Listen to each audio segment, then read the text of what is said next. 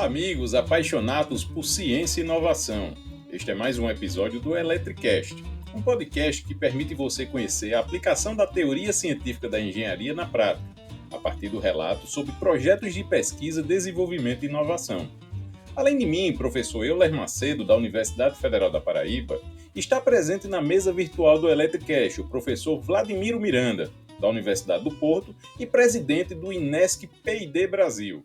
Olá pessoal, estamos aqui hoje recebendo o professor Vladimiro Miranda no segundo episódio, falando um pouquinho sobre o INESC P&D Brasil e também agora, nesse segundo episódio, iremos focar principalmente sobre a relação academia-indústria, que é o foco do nosso podcast, o Eletricast.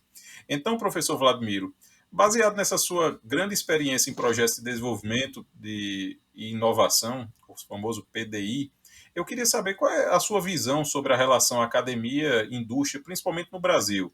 A gente está bem ou ainda precisamos evoluir?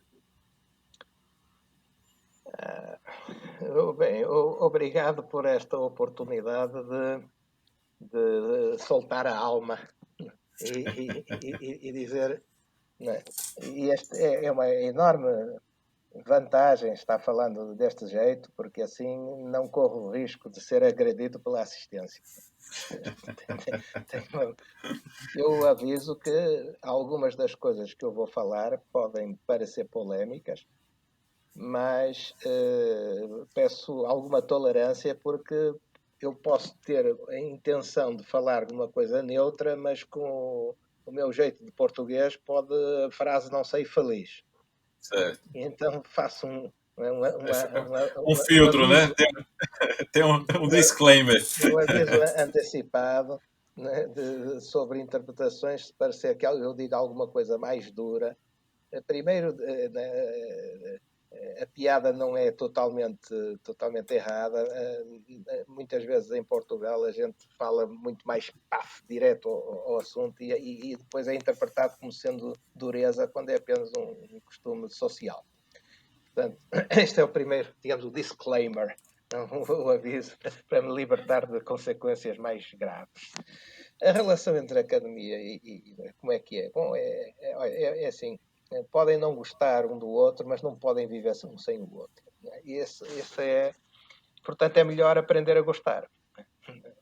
É como Portugal e Espanha, ou, se quisermos, essa exportação do novo mundo, que é como Brasil e Argentina. Podem não gostar, mas o melhor é aprenderem a viver um com o outro. Portanto, academia e são culturas diferentes. E a maneira de viver um com o outro começa por ser compreender o outro. E aquilo que é muito criticável e criticado na atitude académica clássica é a atitude de Torre de Marfim, em que o que impera é o nosso código, a nossa visão do mundo, a nossa linguagem, os nossos termos, e o resto do mundo é planície em baixo. E essa atitude afastou muito o diálogo entre academia e indústria. E a reação contrária também existe. O professor é um inútil, porque não faz nada de positivo, etc. E a gente tem que resolver problemas. Né? E também não há uma compreensão das dificuldades com que batalha o meio académico. Mas a principal responsabilidade, na minha leitura, é da academia, é da universidade. Porque, enfim, uma visão de gestor. Se queres fazer negócios, tens que ir buscar o cliente. Não é obrigar o cliente a rastejar até a tua casa.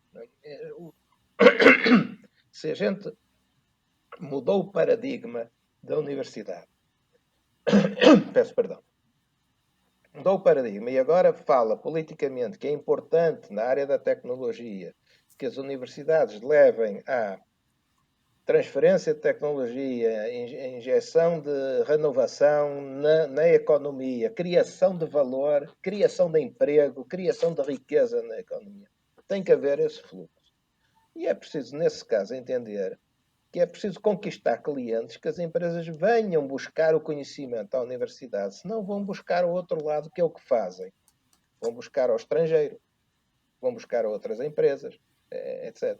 É preciso um trabalho de conquista do cliente. E a conquista do cliente começa por fazer estudos de mercado, né? Compreender a linguagem que o cliente entende, falar a linguagem do cliente. E isto durante muito tempo esteve ausente da academia, e não foi só no Brasil. É preciso pôr os pontos, os pingos nos is. Não foi só no Brasil. Esteve ausente da academia. Essa compreensão que é preciso, a aproximação, começou a entrar no sentimento académico. Com aqueles conflitos corporativos que existem sempre, há linhas mais conservadoras, linhas mais inovadoras, linhas mais das humanidades, linhas mais das tecnologias, linhas insensíveis a tudo, etc. Mas depois há o outro lado, a empresa. E há um terceiro ator, que é o Estado, no sentido organizativo, se quisermos, corporizado pelo governo federal e os governos estaduais. O Estado, no sentido de l'État français, no francês, não é? O Estado. Esse, que é responsável pela criação do quadro legal onde se movimentam os atores e é responsável pela criação dos financiamentos de suporte a essas atividades até que elas se tornem sustentáveis. E é aí que nós, no Brasil, não estamos ainda no ponto certo. Porque a experiência europeia, e eu cito mais a experiência europeia porque ela é muito mais próxima da realidade brasileira do que a experiência americana.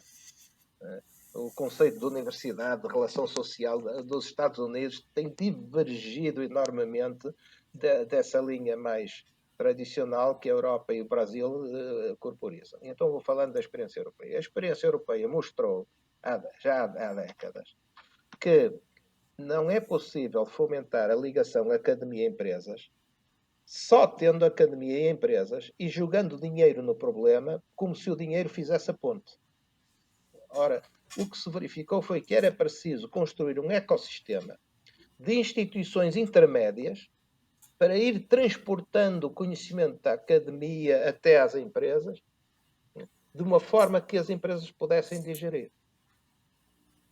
Ora, que salvo raras exceções, ainda se continua a ver muito no Brasil a história academia-empresa como só houvesse essas duas partes. E faltam instituições no meio, nas quais o Inesco Brasil tenta já desempenhar um papel desses, de instituição no meio, já é universidade, mas já é gerida como se fosse empresa. Mas depois precisamos de mais coisas ainda a suportar isto. Na Europa, em vários países, e Portugal incluído, mas em Espanha, em Inglaterra, etc., na Europa temos instituições que pegam nos resultados da pesquisa, de institutos de pesquisa que eles já estão eles próprios fora das universidades, pegam nos resultados, já como empresas, com o objetivo de ganhar dinheiro, transformando pesquisa em produtos, já como empresa. Quer dizer, há centros tecnológicos, institutos de pesquisa, centros tecnológicos, laboratórios colaborativos que ganham dinheiro transformando produtos em negócios. Porque há outra, desculpa, por favor me interrompa de vez em quando, porque eu falo muito, tenho este vício horrível. Os espectadores que perdoem. Mas é assim, na academia muita gente ficou já fascinada, né, com uma coisa que eu tenho dito muitas vezes, que assim, as empresas não querem tecnologias, as empresas querem soluções. As soluções são multidisciplinares. Daí a razão pela qual as universidades e os vários departamentos têm que cooperar, porque se querem chegar a uma solução para que uma empresa tome, então temos que meter engenheiros mecânicos a trabalhar com comunicações, a trabalhar com, sei lá, com o que quiser, até com biólogos, etc., para termos um produto. Mas, na verdade, a resposta ainda não está correta. Porque as empresas não querem soluções, querem negócios. Um produto ou uma solução, um produto pode ser desinteressante se não gerar um negócio. E, portanto, o que é que fez a Europa? Construir mais instituições, uma rede de instituições, cujo objetivo já não é chegar a produtos, é transformar produtos em negócios. Para parceria com empresas que depois levem aquilo para lá. Portanto, encher o buraco, o vale da morte, encher no Brasil de instituições com um formato adequado, é para mim uma urgência política. E o nosso problema está em explicar isto e convencer os políticos, os poderes políticos, de que isto é uma necessidade e que é necessário. E para isso é preciso mudar os raciocínios de financiamento. Eu agora já sei, eu até tossi porque vou ser polémico. E portanto, preparei a voz. Eu ia até dizer, se quiser pode pegar até uma água, viu, professor? Não, não, preparei a voz. Assim, mas, assim, eu acho um contrassenso que os sistemas de financiamento de pesquisa e desenvolvimento e inovação peçam à universidade pública que financie empresas privadas.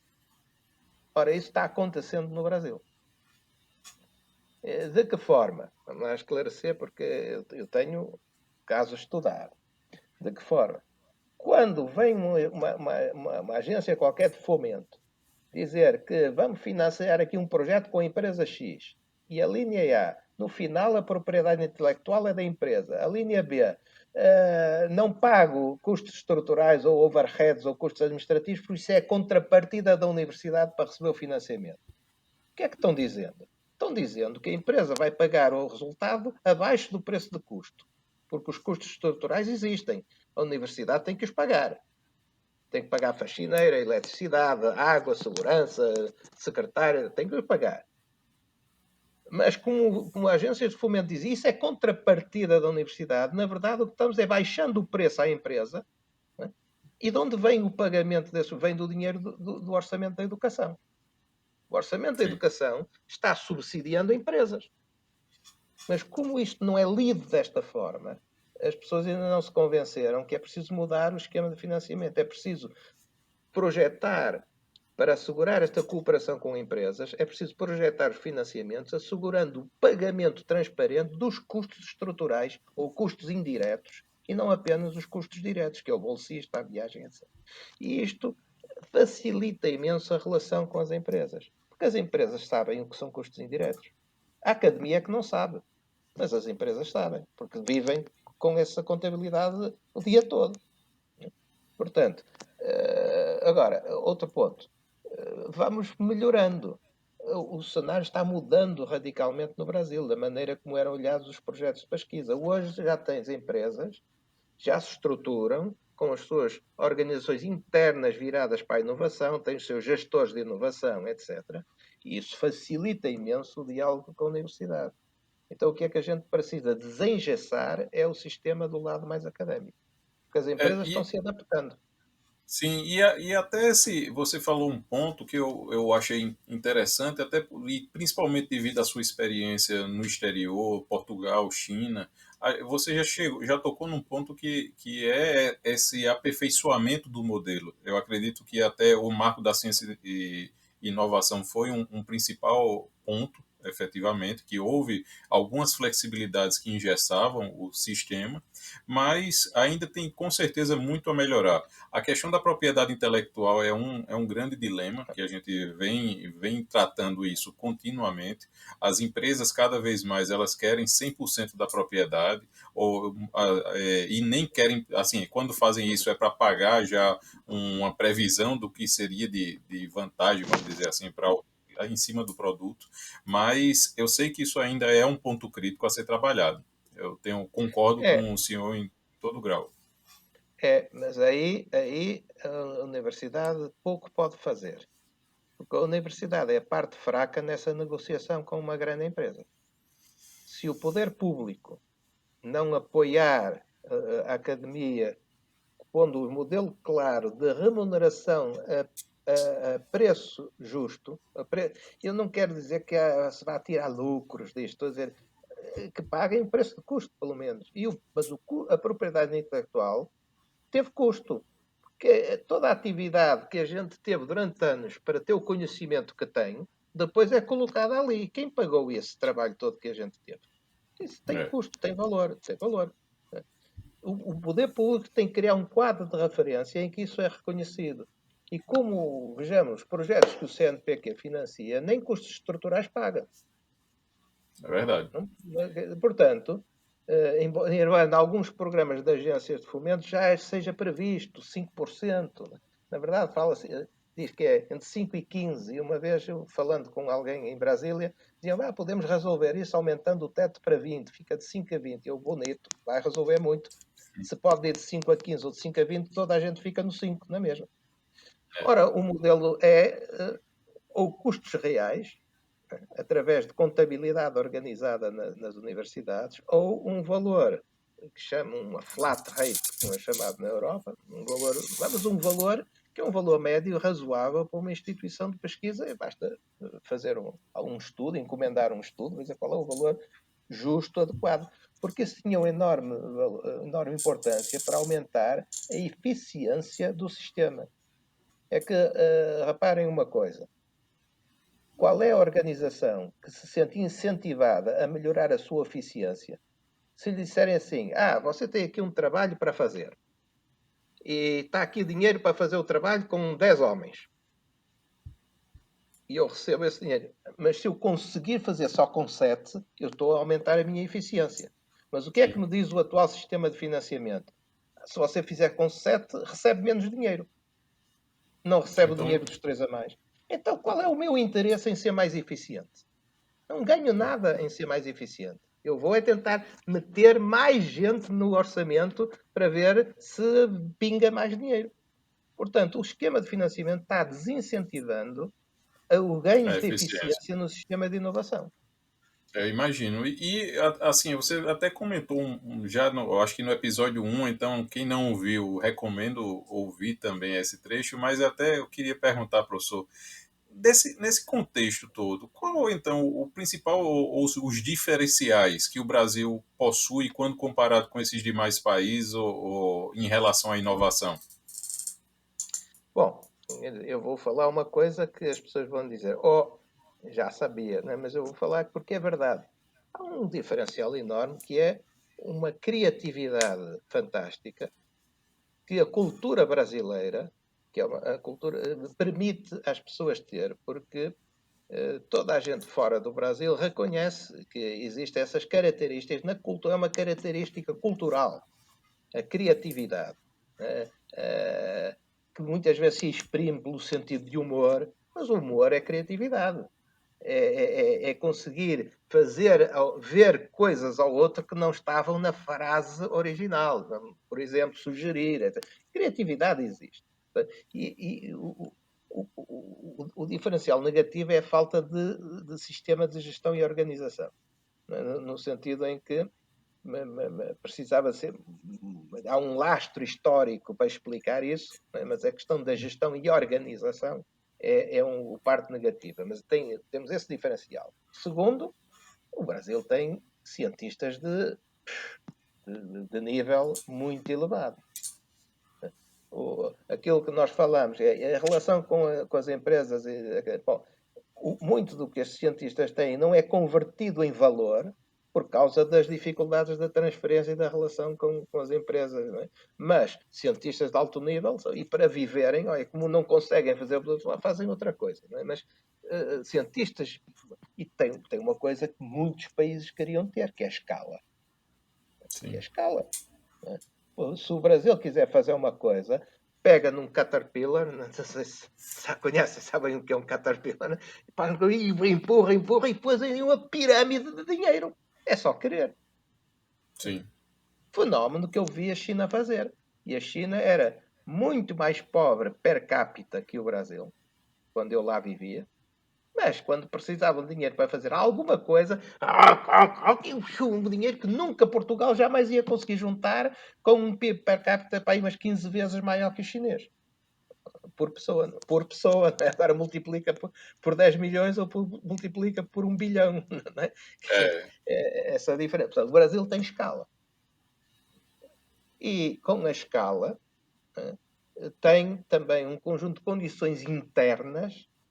A própria diversidade geográfica do Brasil, desde a floresta amazónica até ao sul, a diversidade geográfica cria imensas oportunidades também de diversidades locais que geram complementaridades.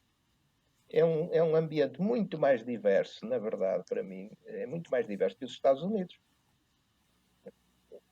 o que o Brasil tem é que saber capitalizar nessa diversidade. E é por isso que o nosso projeto de aliança entre vários está capitalizando no valor da diversidade. Porque é a mesma coisa quando a gente tem um desafio de uma empresa. Em Portugal sozinho era difícil eu conseguir fazer isso, o país é muito pequeno, mas o Brasil eu tenho É. uma elite intelectual que só precisa de um esquema de gestão adequado e eu mobilizo isso tudo para fazer. E depois, o Brasil tem pessoas esclarecidas. Tem algumas que não são, mas tem muitas pessoas esclarecidas e, portanto, o Brasil consegue fazer coisas. O Brasil tem uma Embraer, não nasceu Sim. por empréstimo ou misericórdia de alguém. Nasceu da É, capacidade brasileira bem gerida, bem gerida. além de outras grandes empresas, né? A gente tem vários cases muito interessantes que realmente é um orgulho, assim, e que espero que cada vez mais empresas nesse tipo, como você citou a Embraer, eu cito também a WEG e outras empresas que A também VEG, a são, VEG, a VEG. são muito relevantes para o Brasil. E até dando agora já um enfoque para ter esse desenvolvimento, professor, a gente precisa ter a sustentabilidade acadêmica, vamos dizer. Então, você acha que o Brasil em si, ele está trilhando um bom caminho nesse sentido? Uh, eu acho que a situação está diferente, evoluiu positivamente, tem vindo a evoluir. Uh, o quadro legal brasileiro é uma confusão enorme. Porque não ajuda, não ajuda a ter um quadro claro. Um grupo de pesquisa e desenvolvimento que se queira internacionalizar portanto, tem que trocar equipamentos para fora para o exterior e as questões da importação, da exportação, da alfândega. Nós tivemos equipamentos danificados porque dentro de um sistema óptico alguém na alfândega acho que resolveu ver se levava cocaína dentro da lente e portanto ficaram completamente arruinados, tivemos que mandar vir outros e coisas desse género. Por causa de falta de um sistema que compreenda o que é essa relação tecnológica. Mas não vejo dificuldades em ir prosseguindo uma transformação. Para mim, o mais importante é mudar o paradigma de pensamento. Porque mudando o paradigma de pensamento no que é suporte às condições de sustentabilidade, depois o brasileiro navega. Agora o brasileiro sobrevive, faz pela vida, sobrevive dentro das condições que lhe impõem. Mas, mudando o quadro mental do que é o financiamento, vou ainda fazer mais uma. Financiamento à pesquisa. O CNPq não faz ainda hoje avaliação de grupos de pesquisa. Ninguém faz no Brasil avaliação dos grupos de pesquisa. A CAPES faz uma avaliação de programas académicos, mas não faz avaliação de grupos de pesquisa. Isso, se não há esse puxar pela qualidade com métricas sérias e depois financiamento às condições de sustentabilidade do sistema, eu já dei o exemplo sobre os financiamentos à Sim. universidade, etc. Se não há uma mudança do quadro, vai ser difícil fazer melhor. Né? Mas É, eu vejo sinais de mudança. sim, e você comentou um ponto que é a questão da mudança de paradigma e também da avaliação, porque justamente os pesquisadores hoje, por conta desse sistema de avaliação que a gente tem, principalmente da CAPES e de outros órgãos de fomento, ele valoriza muito a publicação. Então, as pessoas, eles ficam, cada vez mais os pesquisadores ficam fechados ou focados na questão da publicação, mas esquecem a questão de ser útil ou de resolver problemas. Sim, Então, eu queria até também uma contribuição sua nesse sentido. Como é que isso é em Portugal? Ou se você acha que isso pode realmente contribuir à medida que haja essa mudança de visão, né, por nossos órgãos, vamos dizer assim. esse fator de resolver problemas ele seria incluído com certeza em critérios de avaliação. A avaliação, visto que perguntaste sobre como é em Portugal, eu vou-te falar. Portugal transformou-se no princípio da década dos anos 90, na área da ciência. graças a uma pessoa absolutamente extraordinária, que foi o ministro Mariano Gago, que era um físico. Não digam, engenheiros não digam que os físicos era um físico, mas tinha uma visão sistémica extraordinária. E a maior transformação que ele fez, que deu um pulo à ciência portuguesa a partir daí, foi criar um sistema de avaliação de instituições de pesquisa, instituições e grupos de pesquisa. Não é avaliação do indivíduo, é avaliação de grupo, condicionando o financiamento de grupos à avaliação que eles têm. E este sistema tirou muito ao criar uma espécie de financiamento base e financiamento chamado também programático aos grupos de pesquisa classificado, veio tirar também alguma incerteza de um grupo se ganha projeto tem dinheiro e depois se não ganha não tem. E este soluço, este vai e vem, era uma coisa que existia em Portugal completamente negativa. Não é possível investir se eu não sei se no próximo ano vou ter dinheiro. E, portanto, o sistema de ciência, primeiro, reconheceu os grupos como protagonistas. Passou a relacionar-se não com os pesquisadores individuais, mas com os grupos, os líderes de grupos e as instituições que os acolhiam. O dinheiro deixou de ir para o pesquisador. Não há dinheiro que vá na Europa, não há dinheiro que vá para o pesquisador, vai para a instituição onde o pesquisador está.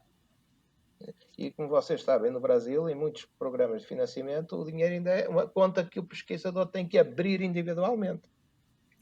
Então não há um reconhecimento que existe uma instituição que enquadre isto. Consequência, os reitores não sabem nada do que se passa na pesquisa nas suas universidades. Nada passa por eles, nem o dinheiro. Nada passa na frente dos olhos de um reitor, no que se refere à pesquisa.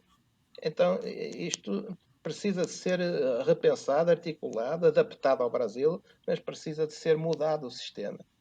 E eu estou disponível para polemizar mais um pouco e ir contando a experiência e explicando porquê.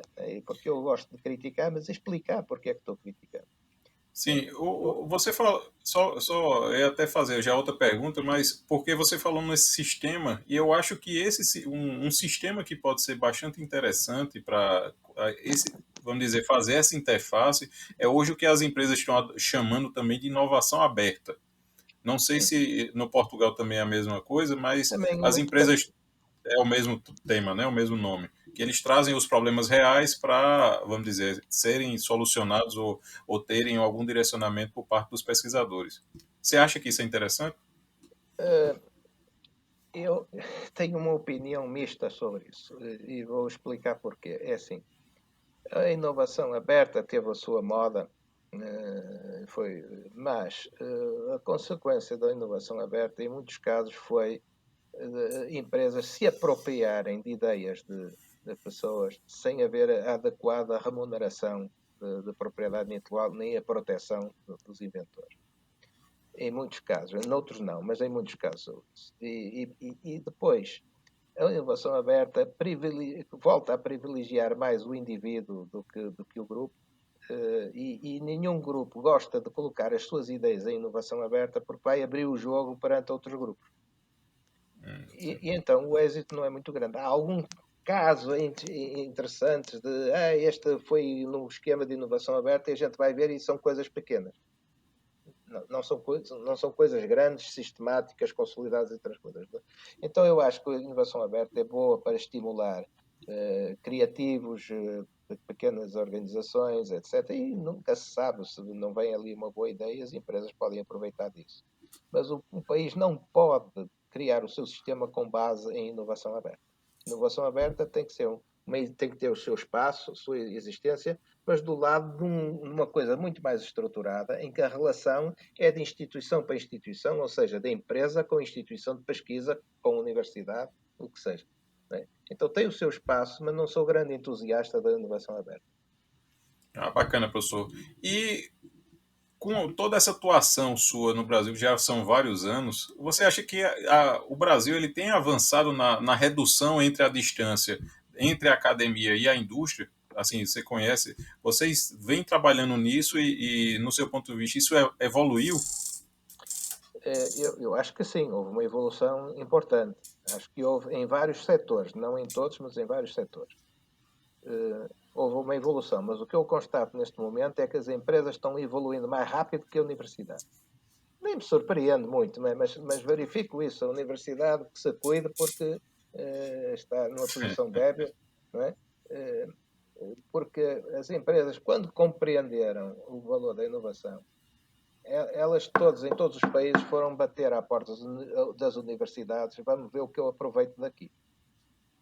E sempre tiveram, em todos os países, o mesmo tipo de reação. Primeiro, queriam conhecimento gratuito, dizendo que os professores já são pagos pelo seu salário, não é? Portanto, para que é que a gente tem que pagar outra vez? E a questão de obrigar as empresas a pagar o custo justo foi uma questão que foi sempre a golpes de machado legislativo. Porque, de outra forma, a parte fraca não tem força negocial para estar em porta. Mas, dito isto, os esquemas têm evoluído no Brasil, o pensamento tem evoluído, mas as empresas estão se adaptando mais rápido. Tem havido mais proximidade, mas o que eu digo é o seguinte: se a gente for ver a taxa de transferência de tecnologia, ou seja, dos projetos financiados, quantos resultaram em transferência de tecnologia, a gente tem a medida, porque são muito poucos, a gente tem a medida de quanto o Brasil pode progredir ainda. E esse progresso que a novo marco regulatório, o marco legal da inovação, abriu mais possibilidades. Ao abrir a possibilidade das universidades terem estratégia, porque anteriormente a universidade não podia ter estratégia na pesquisa, porque estratégia passa por criar os instrumentos para agir no território onde vai batalhar. Se a universidade quer agir no território da economia real, tem que ter instrumentos adequados. Ora, a universidade estava impedida de criar esses instrumentos. Agora pode ser sócia de empresas. A universidade pública pode ser sócia de empresas. Por maioria de razão, pode ser sócia de uma instituição sem fins lucrativos. Mas a lei nem fala em instituições sem fins lucrativos, fala em ser sócia de empresas. Então a universidade pode criar os seus instrumentos de estratégia. Então aqui chutamos a responsabilidade para a universidade, o que é bom. E a percepção disso vai variar de universidade para universidade. Algumas, olha, eu acho que a Unicamp está a fazer um bom trabalho. Passe a publicidade, ninguém me financiou da Unicamp para eu dizer isto. Mas a Unicamp está fazendo um bom trabalho. E outras talvez não estejam fazendo um trabalho tão bom porque ainda não fizeram a leitura do novo marco legal. Esta leitura que é como é que eu agora, a lei já me permite ter estratégia. E quais são os instrumentos que eu posso utilizar, né, para poder amplificar esse tipo de atuação, né? É assim, passou a universidade a poder criar pessoas jurídicas para servir a sua estratégia. Isto é uma mudança radical. Embora a primeira leitura que as pessoas fizeram foi que já posso ter umas horas de trabalho, né? A pessoa já posso ter umas horas de trabalho a mais. Né? Isso não é nada, isso não é estratégia nenhuma. Né? Portanto, se a universidade continuar no papel anterior, não vai tirar benefício nenhum. Mas as leis não são para obrigar as pessoas a ser inteligentes. Sim. As leis têm que dar oportunidades às pessoas. A oportunidade está aberta. E agora o sistema académico tem que entrar pela porta da oportunidade e uns farão bem, outros menos bem, mas a margem para progresso está aí e alguns estão se adaptando bem. E como você falou também, professor, a questão de pensar no grupo, né? Sempre com uma política de grupo, a pensar de que forma potencializar as ações da universidade em forma de grupo e não mais no indivíduo, chegar na questão da hora mínima, eu acho que isso é um diferencial, né? Então pode fazer com certeza essa amplificação e ganhar essa escala que o senhor tanto comentou que conseguiu e vem conseguindo com a sua atuação aqui no Brasil. Tem um pormenor que eu acho engraçado falar, que é a questão das patentes. Porque depois há aí uma patente ao vírus, né? Um vírus não é? Que as pessoas. Porque há umas visões muito estatísticas do que é a medida do êxito, né, da inovação, e quase que há, neste momento, uma penalização se uma universidade não tem patentes ou se um grupo não fez uma patente. E isso não tem sentido nenhum, mas é assim que está o discurso. Porquê é que não tem sentido? Porque digamos, a patente deveria ser o último instrumento, o recurso último que uma pessoa tem quando não consegue valorizar de outra forma e ainda vai tentar aquilo. Porque Sim. o mais interessante para a universidade é vender a propriedade intelectual, receber um dinheiro e a empresa que registra a patente se quiser. Mas o dinheiro já está do lado de cá. A partir do momento em que o dinheiro esteja do lado de cá, por contrapartida pelo conhecimento passado, o risco é zero para a universidade. Portanto, isto de contabilizar patentes não tem sentido num país em que uma patente demora 10 anos a ficar concedida. Quer dizer, E além do custo, viu, professor, de manutenção dessa patente, existe um custo não, muito alto também para mas manter isso 10 durante a anos, vigência, né? 10 anos para ter uma patente não tem sentido nenhum. Mas depois é assim, não interessa ter patentes. O que interessa é perguntar se é patentes, é quantas patentes vendeu. Uhum. Porque eu posso ter 500 patentes e ter o impacto zero na economia. E posso ter só 5 patentes, vendi-as todas, e tem um grande impacto nas empresas, no emprego, etc. Portanto, esta obsessão pelo número de patentes registadas é um erro, porque nós devíamos estar investigando quanta transferência de tecnologia gerou, não precisa de ser patente, pode ser licenciamento, pode ser um sobrecusto no projeto, etc. Há muitas maneiras de valorizar conhecimento. E a patente é uma delas. Não é? Sim, Mas a patente só interessa se for para vender a patente. Olha o caso das vacinas sei lá, da Pfizer, é? Da Covid. sim. Agora veio o movimento de liberar a propriedade intelectual da patente da vacina. E é muito difícil o problema. Ficou bonito de falar, o presidente Biden ficou bonito de falar, assumiu de repente uma liderança mundial ao falar nisso, e porventura também foi por essa razão, contrastando com o anterior presidente que fugia da liderança mundial. Mas não é uma patente que protege a vacina da Pfizer, são para aí umas 70 ou 80 patentes. Desde os coadjuvantes, o processo de fabrica, etc. Tem ali um quanto. Portanto, dizer que a universidade enriqueceu com uma patente não tem sentido nenhum. É não saber da arte. É, É isso que eu é. queria só deixar esta alfinetada Mas, nos defensores das patentes. não, mas muito bacana, professor. Assim, eu fico muito feliz de ter tido essa oportunidade de estar conversando, de estar recebendo aqui o senhor no Electricast e até agora falando agora como professor pesquisador Vladimir Miranda. O que é que hoje o senhor está, que dicas o senhor dá para os nossos ouvintes sobre as tecnologias que estão no seu radar? O que é que você tem estudado? O que é que acha que deve sim o pessoal gastar um tempinho aí estudando para também estar atualizado com. Isso, acho que assim, quase qualquer coisa serve desde que seja competente. Não é? Mas é evidente que há coisas que me fascinam neste momento e assim, basicamente, o ressuscitar da inteligência artificial, né, que já teve a sua época e morreu porque prometeu demais, prometeu o que não podia, né, aqui há 20 ou 30 anos atrás.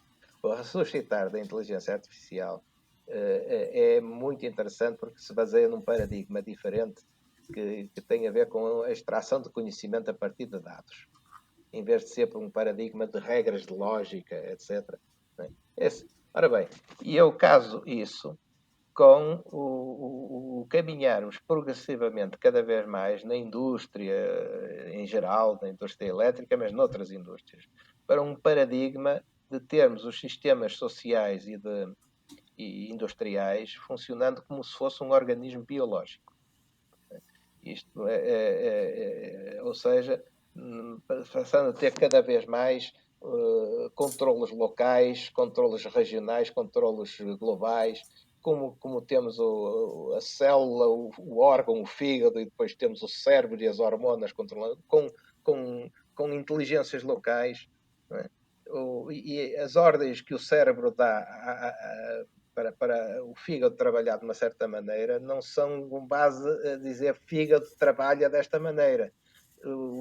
Lançam umas hormonas ou uns hormónios que alteram o ambiente em que o fígado trabalha e isso desencadeia reações das células, etc. Portanto, este sistema imbricado, que tem progredido imenso com a compreensão de como funciona o cérebro humano, e eu tenho acompanhado muito isso, até pelo meu colega José Carlos Príncipe, da Universidade da Flórida, que trabalha muito nos sinais de ligação cérebro-máquina, etc. E tem modelos interessantes sobre isso. Nossa compreensão de como funciona o cérebro humano está-nos levando a desenvolver sistemas que cada vez imitam mais o funcionamento do cérebro e o funcionamento dos organismos e, portanto, essa visão biológica da tecnologia, na forma como ela se interage e organiza, é muito fascinante. E, portanto, podem pegar nisto pelo lado da biologia, pelo lado da inteligência artificial, pelo lado do processamento de sinais, por onde quiserem. Mas se tiverem essa big picture, né, essa visão, né, eu para os sistemas de energia uma vez chamei-lhe que era o UPS, que era o Organically Organized Power Systems, né, o sistema de potência organicamente organizado, né, e que significa muita inteligência local distribuída e não fugindo do paradigma em que tudo é centralizado num centro de comando ou num centro de controlo e tudo o resto que está para baixo são meros aparelhos que obedecem à ordem, não tem inteligência local. Nós temos um projeto aqui no Brasil muito interessante, também vai dar um produto industrial, que é de uns interruptores na média tensão com inteligência própria e inteligência local de zona. Comunicam com os vizinhos e tomam decisões entre os vizinhos, etc., sem estarem recebendo ordens do centro de controle. O projeto também vai dar um produto muito interessante. Muito bacana, professor Vladimiro. Realmente, nessa sua última fala, a gente vê o quão bonito é a engenharia, principalmente, e também a ciência em si, por conta dessa interconexão que a gente consegue dar, né? Então, já conheço seus trabalhos, sei do potencial e das ações que o senhor vem fazendo, então só tenho que lhe parabenizar e agradecer por ter dado essa oportunidade aqui dos nossos ouvintes estar conhecendo um pouquinho do professor Vladimiro Miranda e todo o trabalho que vem sendo fazendo aqui no Brasil. Eu é que agradeço porque estou limitado nas minhas viagens, não? Estou aqui fechado na Europa porque não posso ir para o Brasil nesse momento e, portanto, te agradeço muito ter-me deixado sentir assim uns momentos mais perto desse carinho tropical que eu sempre recebo aí. Muito bacana, professor. E também eu gostaria de afirmar ou de informar os nossos ouvintes que esse episódio do Electricast ele conta com o apoio da SBA, a Sociedade Brasileira de Automática. E para quem não conhece, a SBA ela tem um objetivo primordial de promover a ciência e a tecnologia de controle automático e suas aplicações em sentido amplo. Ela foi fundada em 1975 e para atender a necessidade de intercâmbio entre os especialistas brasileiros atuantes na área de automação e controle. E entre esses e seus pares internacionais, representados pelo International Federation of Automatic Control, a IFAC.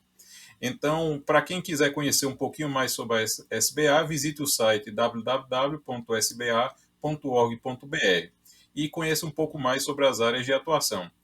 Então, professor Vladimiro, muito obrigado mais uma vez. Se as pessoas quiserem lhe contactar, existe algum perfil do LinkedIn ou um site? Ou qual seria a forma de obter mais informações e conversar com o senhor? Eu tenho um perfil no LinkedIn que quase não olho porque eu criei para poder olhar o dos outros. Mas não cuido muito e de vez em quando recebo. Fulano pediu para se juntar ao seu perfil e eu nem vou lá ver, nunca digo que sim, não tenho seguidores, nunca cuidei de andar buscando seguidores. Eu confesso, mas eu sei que na tua audiência não está ninguém acionista do LinkedIn. Eu só criei o meu perfil para poder ver o dos outros. mas, mas, na verdade, acho que é mais fácil é pelo site do Inesc Brasil, que chega ao nosso contato facilmente. E Bom, e o meu e-mail, ele está tão espalhado na internet por causa enfim, dos meus artigos publicados, onde lá aparece o e-mail também, etc., que não é difícil contatar. Mas Tá ok. se quem tiver curiosidade, vá ao site do Inesc Brasil, que é fácil de lá chegar. Perfeito, professor. Então, muito obrigado. Espero que vocês tenham gostado desse episódio. Não deixem de enviar seus comentários, feedbacks pelas nossas redes sociais, o site, fanpage do Facebook, Instagram, tudo @Eletricast. Então, diferente do professor Vladimir, eu utilizo bastante também o LinkedIn. Então, é só procurar Euler Macedo e eu terei o maior prazer também de estar ali, fazendo essa conexão. Muito obrigado e até a próxima.